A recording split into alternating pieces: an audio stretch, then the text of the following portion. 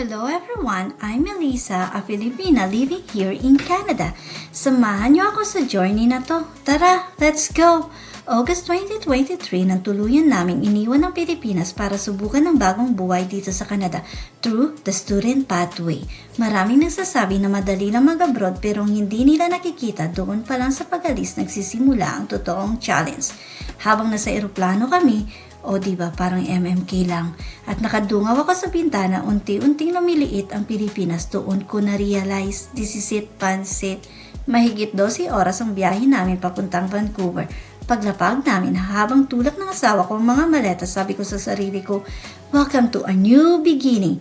Diba, parang pelikula lang. May 8 oras na layover pa kami bagong flight papuntang Fort St. John. Kaya doon na rin kami natulog sa airport. Sulit ang bawat upuan. $1 ang bayad sa tulog na yun, uy. Pagdating namin sa Fort St. John, naramdam mo na agad na nasa ibang bansa ka na. Tahimik, malinis, at ang unang napansin ko ay wala yatang tindahan sa kanto. At syempre, wala na rin yung mga kapitbahay na updated sa latest chika. Dito ang maririnig mo, hangin lang. Literal na hangin nga ni.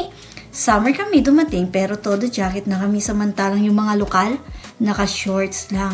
Kami naman parang ready na umakyat ng bundok. Uy, at syempre dumating ang pinakahihintay namin. Ang exciting part, snow. Nung una picture dito, video doon, hawak ng snow, tawa ng tawa. Pero after ilang buwan, Lord, okay na po pala. Pwede mong pahinaan ng konti. Maganda ang snow sa picture, pero kapag kailangan mo nang lumabas na sobrang lamig, doon mo talaga ma-appreciate kung bakit may snow boots.